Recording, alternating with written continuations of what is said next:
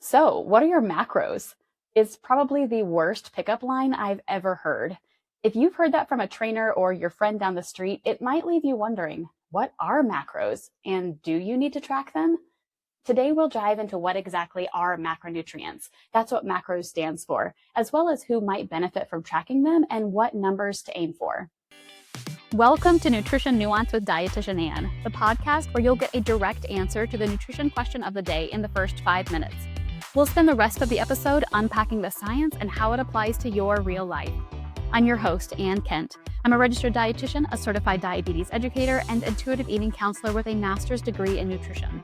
My goal isn't just to give you answers, it's to equip you with the tools to understand and apply nutrition concepts to your life, honoring your autonomy as the expert of your own body. Let's answer today's question.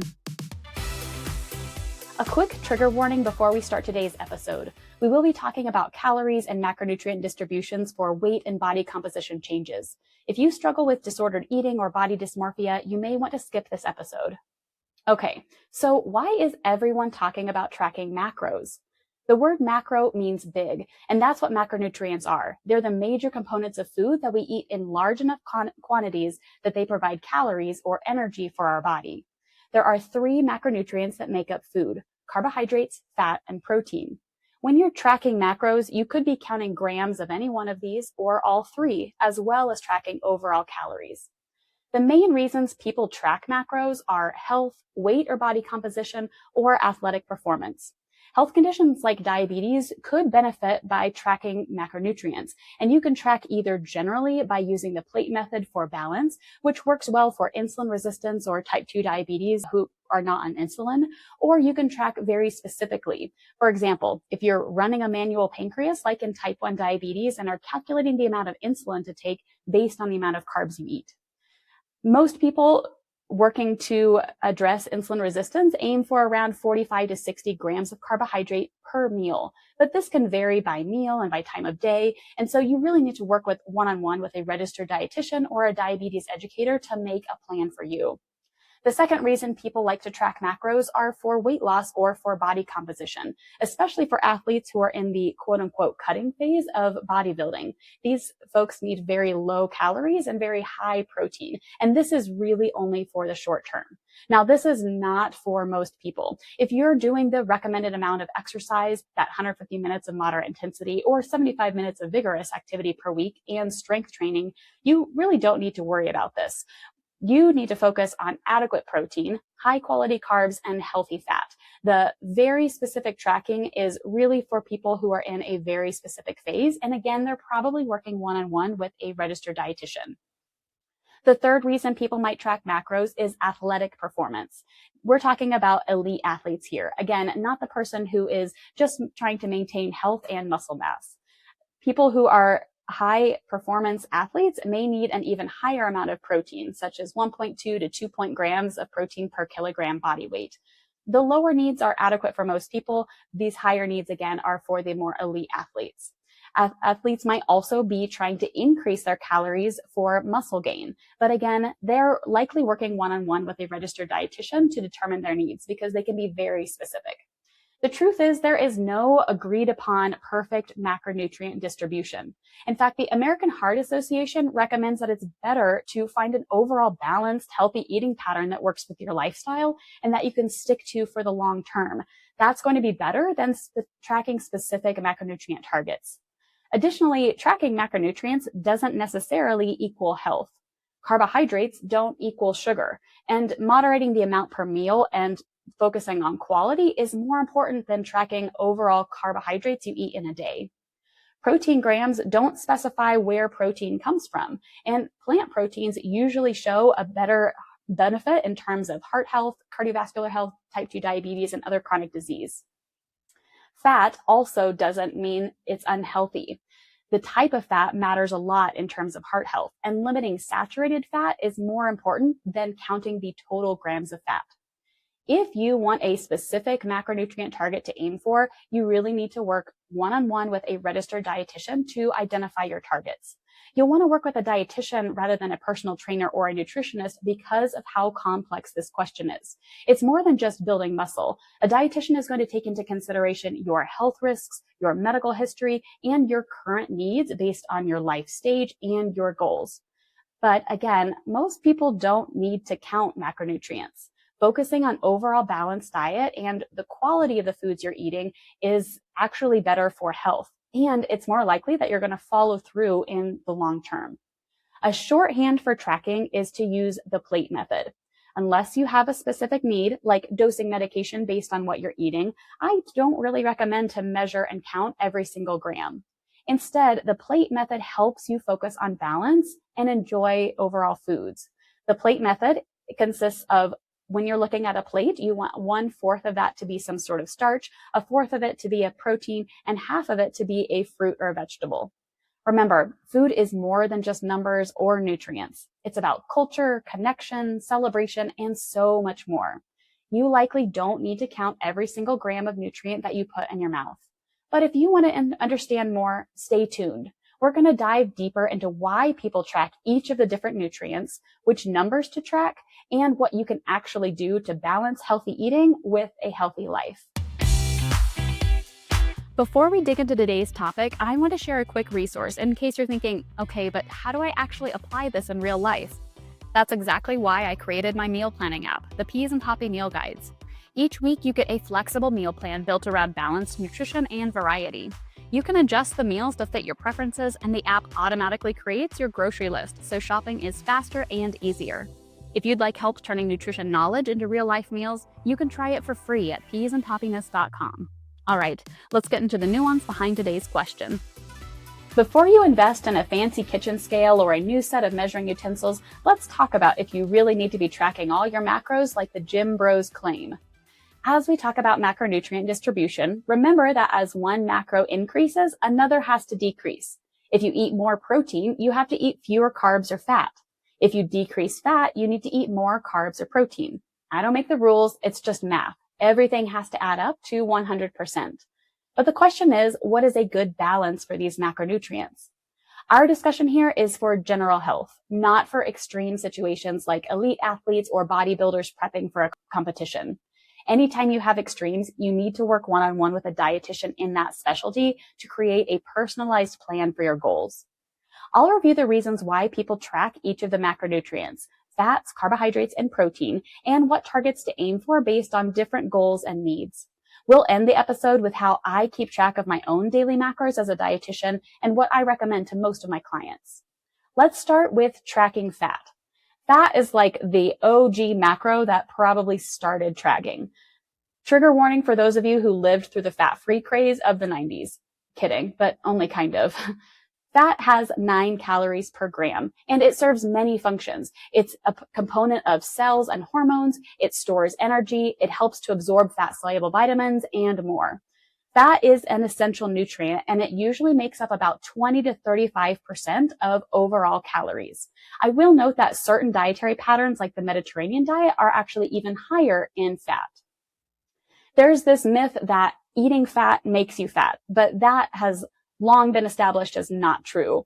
In fact, eating fat can help with satiety or the feeling of fullness after meals, which can help make it easier to eat a balanced diet because you feel full for longer after meals.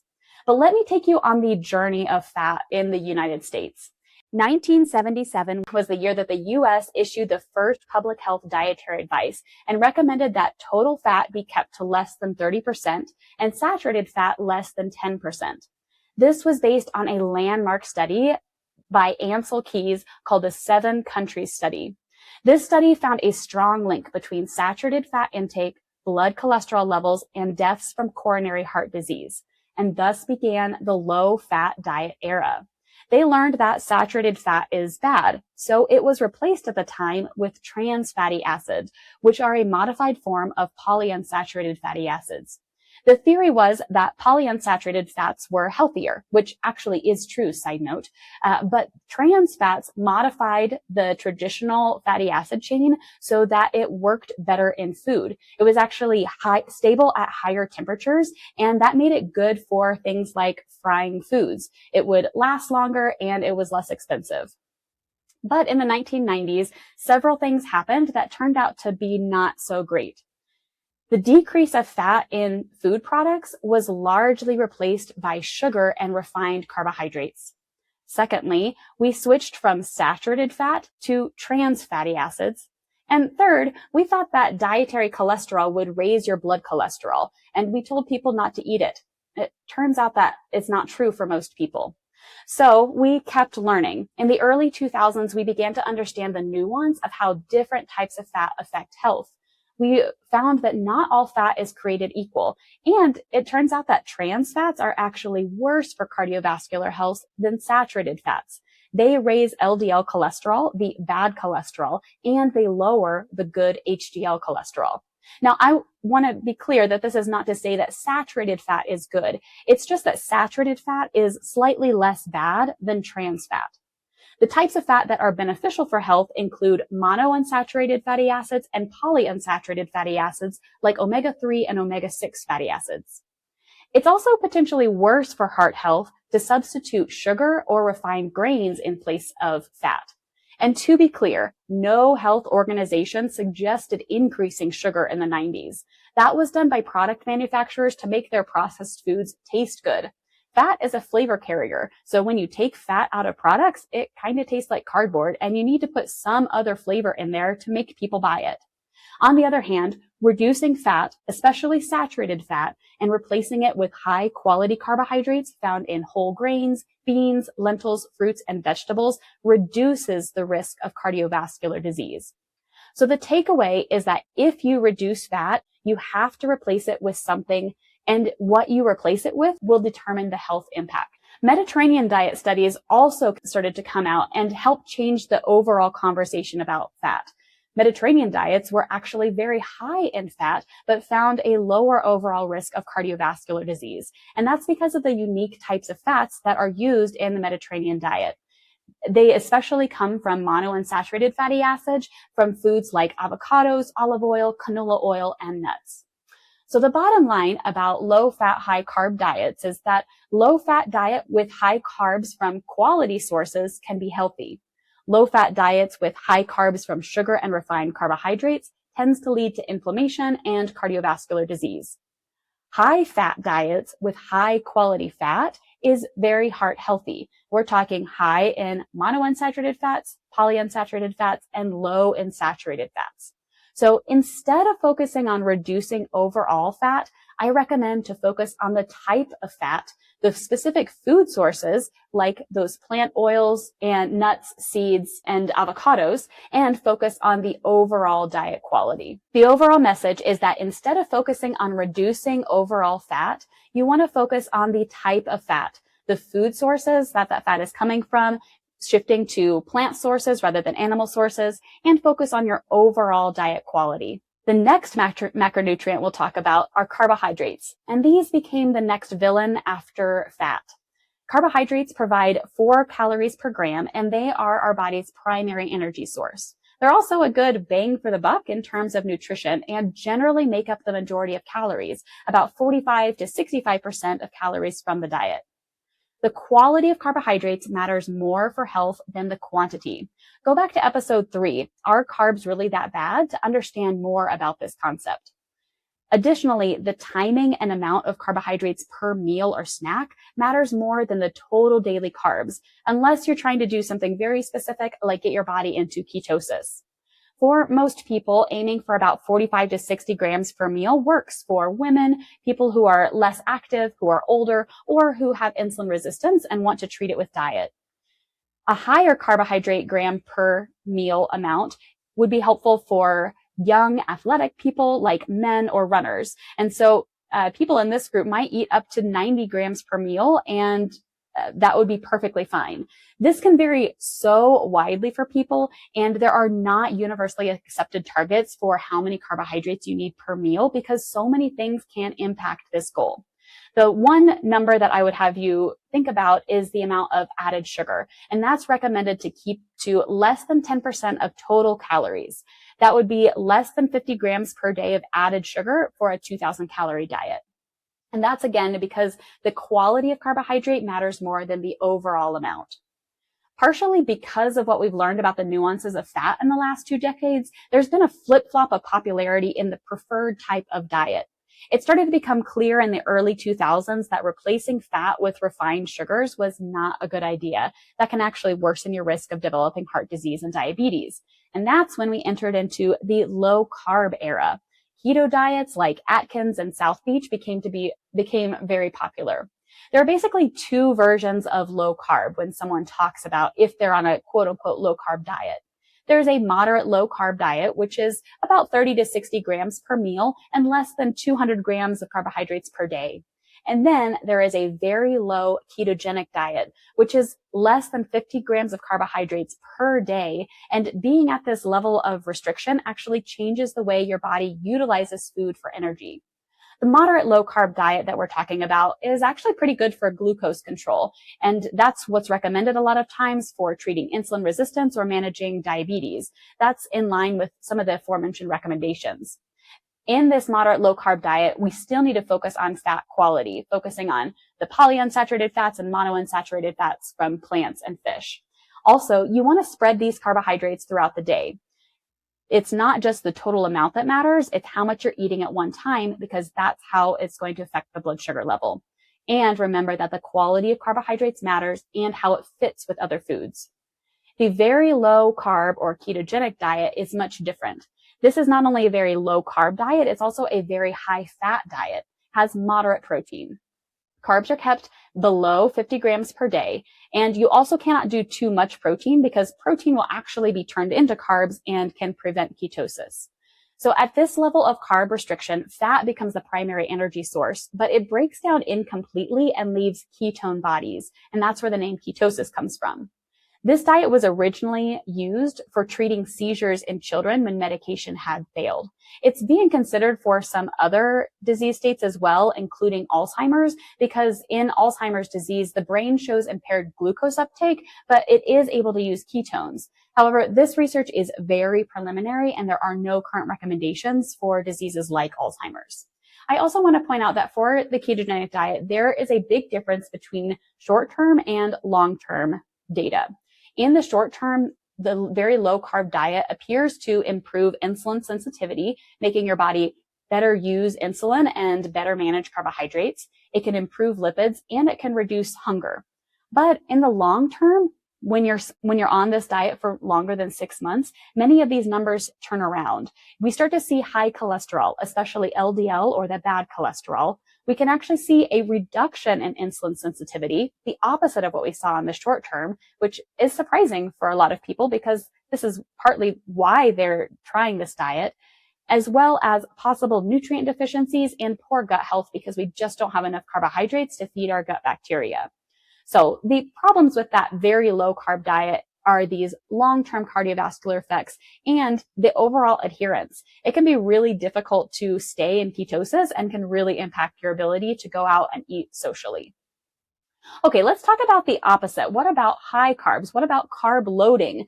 This has been popular for athletes, especially the night before, the day before a competition, in an effort to try and increase their capacity for physical activity. The hypothesis is that if you can store more carbs, you can better improve your function in physical activity. But in reality, we have a limited capacity to store carbs, which can increase slightly with training, but it's a very modest increase. We are always going to use up our fuel during endurance exercise. And so you may benefit more from focusing on fueling during endurance exercise rather than trying to carb load the night before. For exercise lasting longer than 60 minutes, athletes should consider starting to fuel at minute 30 to 60 into exercise and use an amount of 30 to 60 grams of carbohydrates per hour, preferably in the form of glucose. Now, this can vary widely depending on training, depending on how well you fueled beforehand. So again, for these types of specific recommendations, you need to work one-on-one with a registered dietitian. I also want to make a quick note about fiber. Because fiber is a type of carbohydrate, it's just one that we don't digest. Instead, it travels undigested through our tract and helps to feed our gut bacteria. There is a current fiber maxing trend, maybe you've seen that around, where people are trying to get the most fiber they can during the day. Now, honestly, there are some things that I love about this trend because most people don't get enough fiber. So focusing on fiber can actually be very beneficial. And fiber has a lot of health benefits, including reducing the risk of cardiovascular disease, type 2 diabetes, and colorectal cancer. The thing that makes me nervous about this trend is that if you increase fiber too much, too fast, you can get some gnarly symptoms, including GI side effects, but also super high fiber intakes can reduce nutrient absorption and cause constipation. So if you want to increase fiber, go for it, especially from foods in your diet. But do it slowly, make sure you drink lots of water, and get plenty of physical activity to help everything continue to move through your body smoothly. All right, so the bottom line when we're talking about counting carbs, number one, don't stress about the amount of carbs per day. Instead, focus it on the amount that you have at any one setting to allow your blood sugar to go up and back down normally throughout the day, spreading out the energy. Secondly, make sure you focus on the quality of carbs. That is much more important than the quantity. There is potentially the benefit for noticing carbohydrates for blood glucose control. Aim for somewhere between 45 to 75 grams per meal. I know we've shifted this number slightly, and it's because there can be a lot of variability based on your needs. Aim for the lower end if you are a smaller person, if you're less active, and you don't need as much energy. Aim for the higher end if you're doing a lot of physical activity, if you're a larger person, or if you're a growing teenage athlete like my kiddo at home. If you're taking medication based on your carbs, you may need to count them specifically. But for general health, it's okay to just use the plate method and think about that balance. Again, 4th plate starch, 4th plate protein, 1/2 plate fruits and vegetables. And finally, the ketogenic diet is not something I recommend, but if you want to do it, it should only be used in the short term, and you really need to focus on diet quality to make sure you're not missing any nutrients. All right, let's talk about protein. Protein is sort of like the last macro standing. It seems to have emerged as everybody's favorite macronutrient, and my guess is that it's because it's the last one that hasn't been vilified. Protein gives your body 4 calories per gram, but it's primarily used as a building block, not an energy source. Protein is an essential nutrient, and it usually makes up between 10 and 35% of calories. It's a very small amount because its primary use is that building block. And when you eat more than what is used for that building, then it's just used as energy, but it's not as efficient as using carbohydrates for energy. And so it's better to let carbs do their job and let protein do their job. We're fairly efficient with how we use proteins in our bodies, so we don't need to have them be a major component of that macronutrient distribution. The protein recommendations are based on body weight. So if you want to calculate your protein targets, take your weight in pounds, divide it by 2.2, and then use that number to multiply it by the ranges that I'm going to provide. I also want to note that we go way more in depth into this information in episode 2. How much protein do you actually need? The next thing to consider with protein is that you want to spread that protein intake over the day so it's used most efficiently as a building block. When you eat amounts over 25 to 30 grams at a time, protein starts to be used for calories instead of using for muscle building. And so you're not using it for its best effect. So don't over protein load at any one meal. Instead, spread it throughout the day. But let's go through protein from the low to the high end, starting with a low protein diet. Yes, low protein actually has been considered specifically for longevity. This is because the same pathways for growth, like muscle building, are also pro-aging pathways. And so there's a theory that minimizing muscle growth during midlife can potentially increase your lifespan. However, this actually changes in older age, where the opposite is true, that protein becomes more important in older age because fragility and muscle loss can increase the risk of falls and death. So this is where protein recommendations become very nuanced, and you have to consider not just what your goals are, but also what your time in life is. If your goal is longevity, your protein needs might be different based on your age and stage of life. Moving up a little bit, the lowest protein intake that I would recommend for the general population is the RDA, the recommended daily allowance. And that is set to prevent deficiency at 0.8 grams of protein per kilogram of body weight per day. That equals about 55 grams of protein per day for a 150-pound person. Or if you divide this between 3 meals, about 18 grams per meal. Now remember, that is the minimum. That number was based on nitrogen studies done in the 1970s, where they counted everything that a person was wasting from skin to excrement and counted how much protein they were taking in and see what it took to balance those numbers.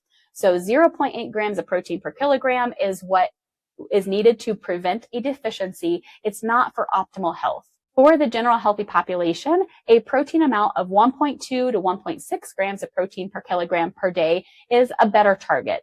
That equals about 80 grams at minimum for a 150-pound person, or dividing that into 3 meals, 25 grams per meal plus a small protein snack. Most people are meeting this, especially if you consume animal products. A piece of meat the size of the deck of cards, which is pretty small, is about 25 grams of protein. To get any benefit from this slightly higher level of protein, you need to be doing strength training or exercise. Simply eating more protein does not make you build muscle. You have to be pairing it with exercise. But this target would be a good goal for most people with slightly increased needs, including people who are trying to maintain or having moderate muscle gain, those who are doing moderate exercise and resistance training. Also for people in the stage of life wanting to improve fertility or having hormonal changes like perimenopause or menopause. For people who are losing weight, either on a GLP-1 or simply losing weight and trying to maintain muscle, this target is also good. Or for someone who is in older age or is struggling with frailty, aiming for that 1.2 to 1.6 is a great target. You really don't need higher than that. For high protein need individuals, they should target 1.6 to 2.0, but these are for people who are doing much more intense exercise, including intense strength training or competing in sports at a high level. So for those high intensity exercise individuals, they're looking at 110 grams per day for a 150-pound person, or 25 to 30 grams per meal plus 25 grams snack. And again, I know this sounds like a lot, but you could get this amount by eating a small palm-sized piece of chicken at each meal, plus a snack of 1 cup of cottage cheese. So if you are eating meat, and especially eating it at each meal, you're likely already meeting these targets, even for these very high need individuals. The last category of protein are very high protein needs. And this can go from 2.0 to 2.4 grams of protein per kilogram body weight. This number should only be used in the short term, and it's for those very elite bodybuilders, specifically those who are quote unquote cutting and prepping for a competition and are in a calorie deficit. They might also be for elite athletes, and these folks they should be working one-on-one with a sports dietitian and very specifically tailoring their nutrition. These ultra high protein needs are not recommended or necessary for the long term.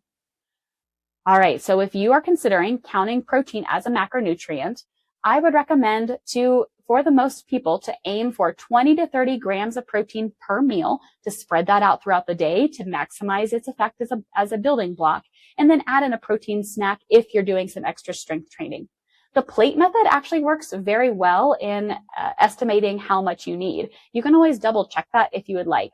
And remember to include plant proteins, and especially a variety of legumes and grains to meet your needs. Those plant proteins have a lot of other nutrients and are associated with a lot of health benefits. The last thing I want to note is that alcohol actually provides 7 calories per gram, but it's not a nutrient. It's not one of those 3 macronutrients. It's actually a toxin, and there is no established safe amount for how much is okay. And I want to mention this because if you are considering weight loss and you are tracking all of your macronutrients, but struggling with your overall calories, it may be because you're drinking alcohol. So remember that alcohol will impact your overall calorie intake, even if you're counting other macros. So what would I actually do? How do I manage my macros? To be honest, I don't count macros. I don't count them directly and I don't count them consistently. However, I am aware of the balance of food that I consume. I occasionally double check my protein portions or the carb amounts to make sure I'm getting the right amount. Fat is honestly the only macronutrient that I've never counted. Instead, I've always focused on the quality of fat and focus on tuning into my hunger cues to know how much food I need. Instead of counting grams of macros, I balance my meals using the plate method. A fourth plate of protein, a fourth plate of carbohydrate, and a half plate of fruits and vegetables. Remember that numbers don't tell you everything. That's why I focus on the overall quality of what I'm eating instead of measuring every single gram. Specifically, I make sure to include a whole fruit or vegetable with every meal, include a solid source of protein with every meal, and make sure to add in plant proteins and fish for the heart health benefits, and focus on the quality of fat. I cook with olive oil and canola oil, which are high in omega-3 fatty acids and monounsaturated fatty acids. I also try to include fatty fish like salmon or tuna 1 to 2 times per week, as well as hemp seeds and avocado. This is actually how I plan the meals in the Peas and Hoppy Meal Guides app. If you follow the meal guides in the app, you are eating what I'm eating. Here's how the macros break down for each meal in the Peas and Hoppy Meal Guides app. For protein, I make sure to provide between 20 and 35 grams of protein per meal.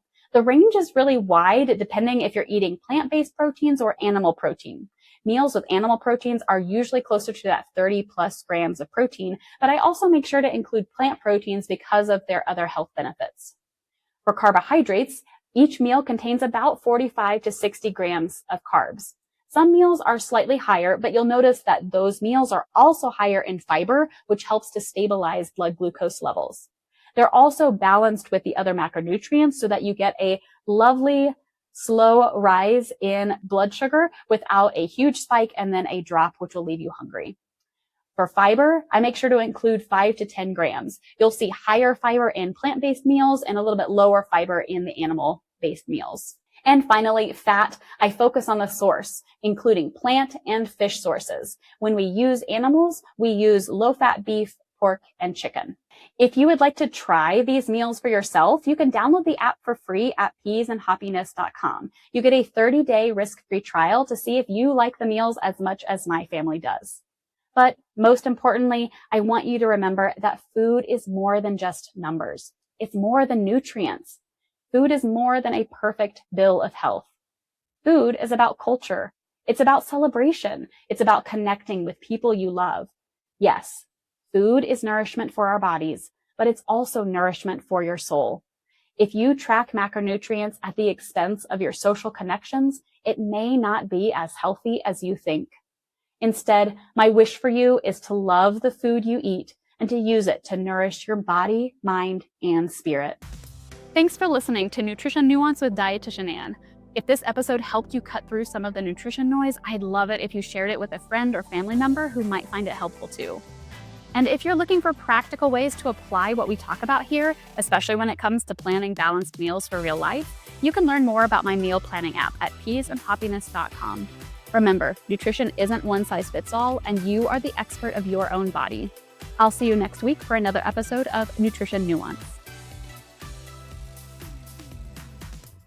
The information provided in this podcast is for educational purposes only, directed at healthy adults, and is not intended as medical or nutritional advice. It does not replace consultation with a qualified healthcare provider or registered dietitian. Individual needs vary, and you should consult your own provider before making changes to your diet, especially if you are under the age of 18, are pregnant, nursing, have a medical condition, or take medication. The hosts and guests are not responsible for any actions taken based on this content. For questions, concerns, or ideas for other episodes, email us at podcast@peasandhoppiness.com.